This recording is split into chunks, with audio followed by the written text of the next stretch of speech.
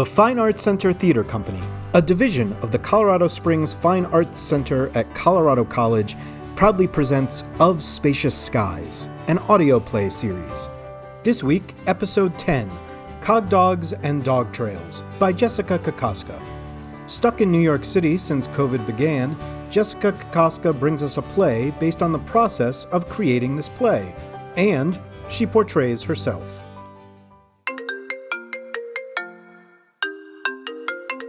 Hello. Hey, it's... Hi there. How's it going? Fine, hanging in. Yeah, right. 2020 fine. Yeah. So thanks for making time. I guess let's jump in. I want to talk to you about your time on the Pikes Peak Cog Railway. For sure. You were a driver, or what do they call it? Yeah, but the job I started on was a section crew, which is, they're called the Cog Dogs. I love the name. Yeah. So the Cog Dogs are who changed the railway cogs and cleared snow off of them in the spring. That's a lot of snow. A lot of snow. And when was this, or when did you start? Oh, I started working there in 1984.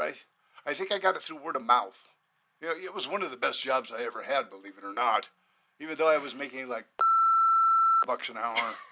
I'm beeping that out because I have no idea if it's true and I don't want to get into trouble. I guess this would be a good time to clarify.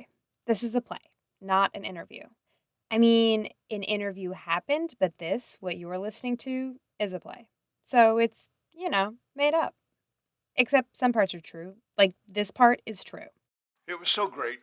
I had to be there at 6 a.m. because we'd leave before the first train, which is the 8 o'clock train. And this part.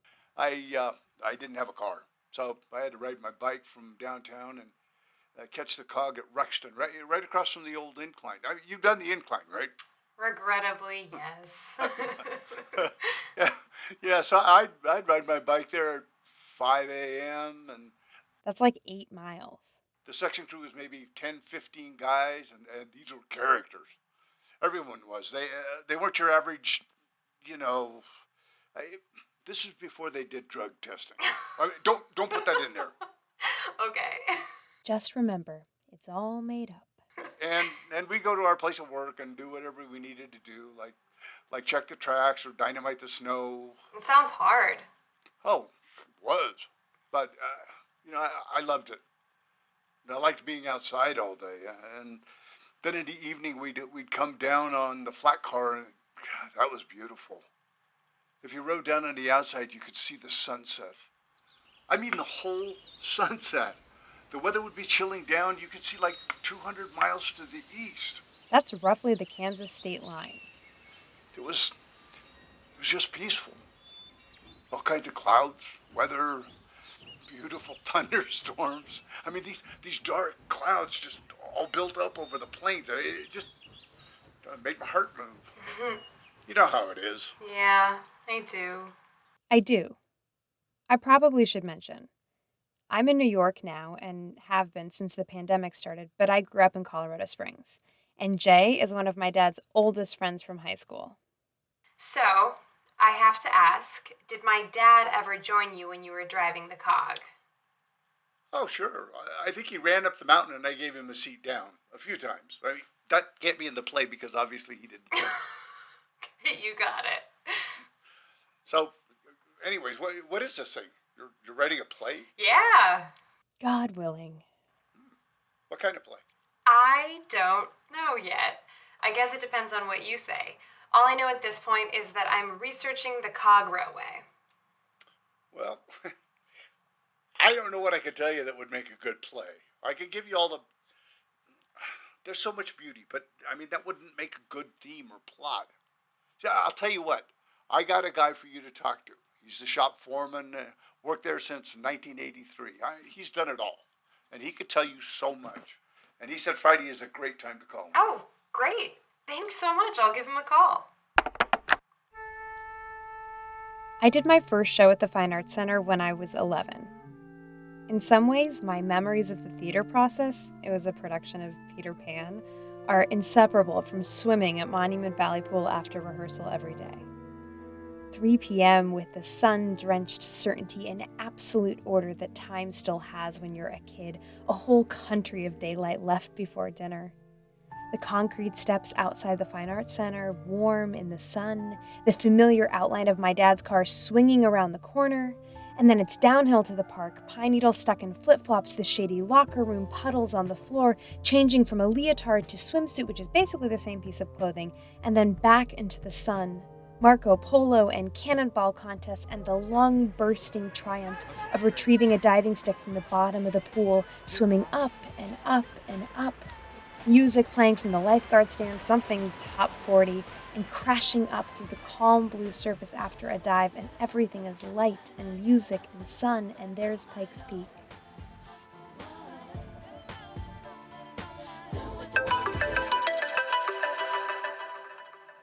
Hello. Hi, it's me. How's it going? Oh, fine. Just out walking the dog. Beautiful here. This is my dad.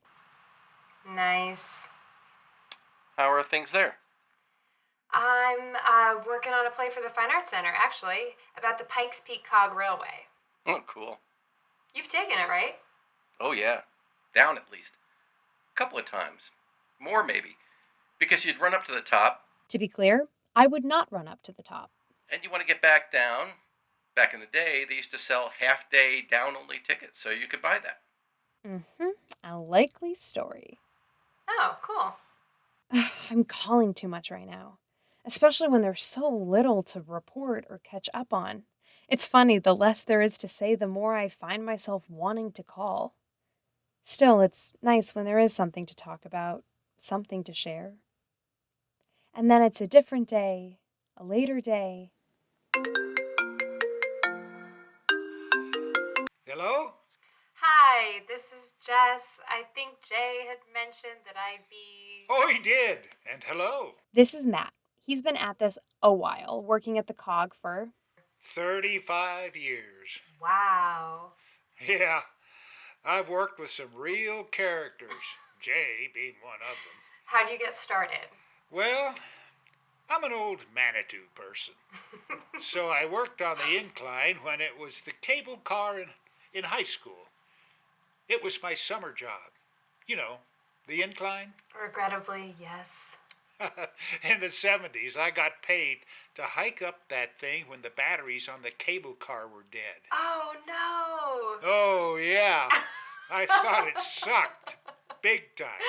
So, I'm not going to do it for fun.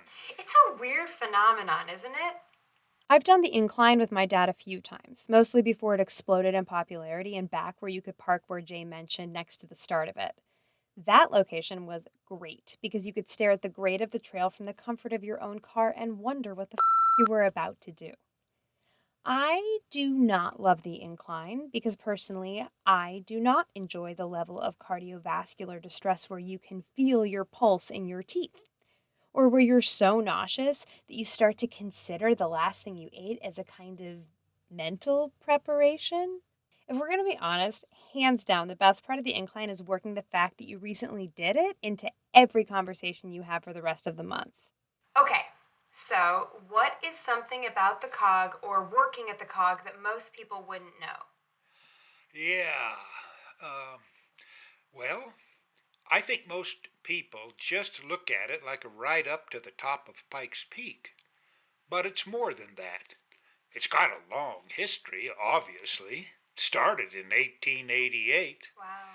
This wealthy man from Wisconsin, Solomon Simmons, he came to Manitou for the water and the atmosphere. And he took the burro ride to the top of Pikes Peak to see how his telegraph insulators were holding up under the harsh conditions. Well, he loved the view, thought it was spectacular. And he also thought there had to be a better way to get up there than spending 2 days on a burro. I'd hope so. Yeah, so he met this guy from Switzerland who had devised a railway. And they found the easiest way up, from Ruxton Canyon it was called at the time, and they began construction in 1888. Can you imagine that, Jessica? You have to think about the human spirit back then. No heavy equipment. They had dynamite and burros and their sweat, and they did it by hand. Anyways, in 1891, the first passenger train went up. Apparently, the first passengers to make it to the summit were a church choir from Denver on June 30th, 1891. The old days, man, it was a steam engine powering that thing to the top. Just coal and water. Can you imagine? And that's all. And what's a day in the life like? Well, there's a routine. Well, it's all routine. Every morning, first thing is that all the trains are inspected. Okay. So the safety systems are checked, and then once they're in full running season over the summer, there's one out the door every hour and 20 minutes. The train goes out to the top, comes back, we inspect it, clean it, and get it ready for another trip. A few nights ago, I did an online panel for a theater company.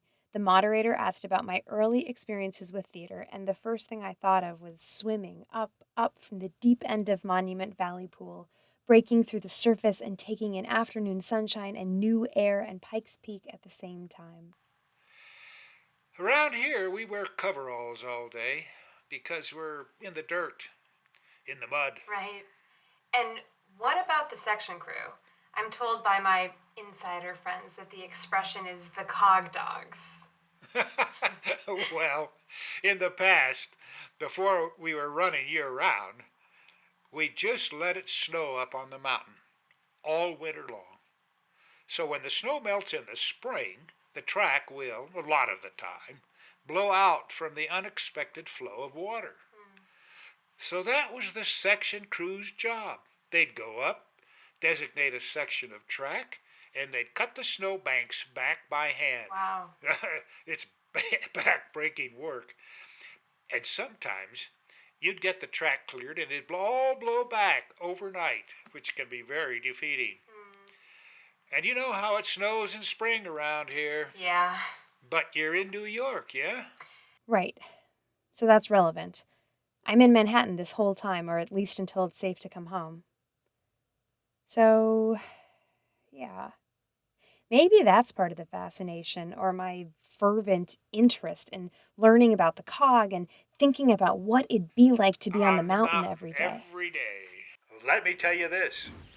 There's this flat car, and on the ride up in the morning, a few guys always ride out in the open air. And the view, the air, all the engine noise is below you, the city noise too, and there's this sense of solitude. It's gorgeous. It's a mind-blowing experience. But to be honest, most of the guys slept. They'd roll up their heavy coats and use them as a pillow. Wow. Maybe Jay told you about that. I find myself thinking about the path near our house where my dad walks the dog every day. A natural place to cut through the woods, and now, because he's walked it so much, with this dog, the last dog, winter, summer, morning, evening, there's a path, a trail there. So, are you getting home this summer? Not sure yet, honestly. Playing things by ear, especially with travel. But this makes me wonder why I'm really tracking down these old stories, these mechanical facts, and childhood friends. And in these conversations, I find myself fishing, pulling. Maybe that's why this interview can't do what I want it to do. It won't answer the question I'm really asking, which is. Okay, question. Shoot. How many times has the cog gone up and down Pikes Peak? Oh, gosh, Jessica. I don't know. That's hard for me to say. Well, I can't even venture a guess. I'd say over hundreds of thousands of trips have been made. It has to be. Now, me personally, I've made 1,500 to 2,000 up the hill. That's plowing snow, running passenger trains, brake testings. So many trips. It's a ton. The play is turning on me as I write it. It's just not quite. I could work on it, but instead I call my dad again. Hello? Hi, question. How many times do you think you've walked the dog path? With Augie? In total. Oh, God.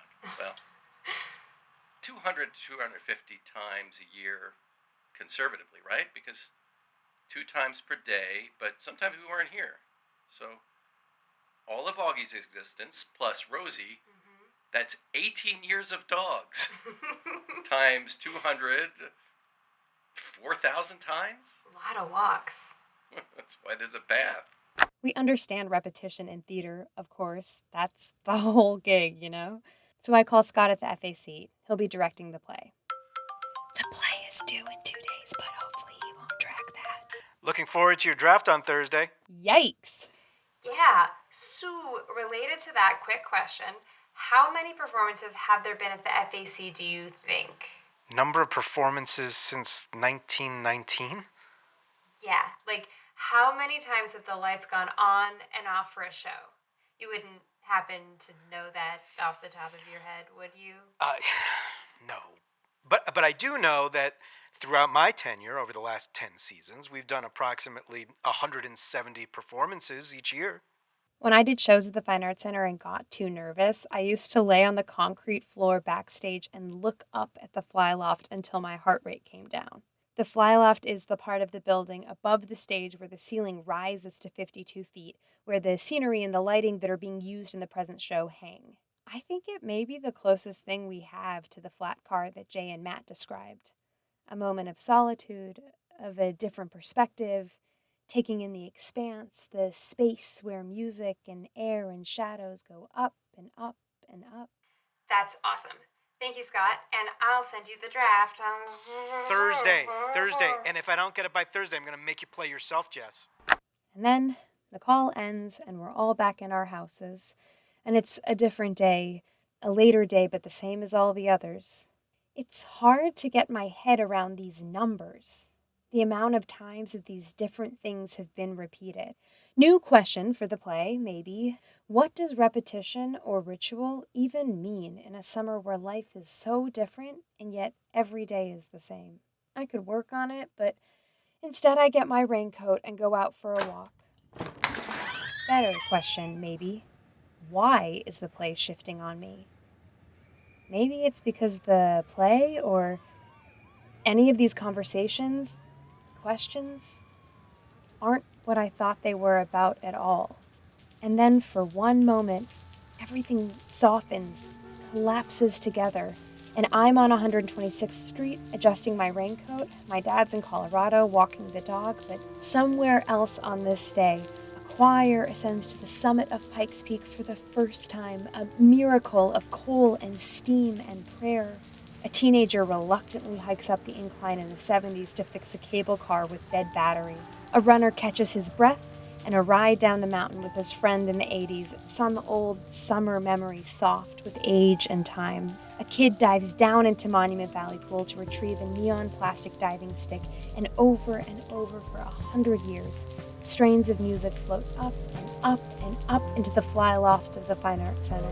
And somewhere, now, before, in the future, when all this is over, the Pikes Peak cog comes to life again. Workers on the back of the flat car.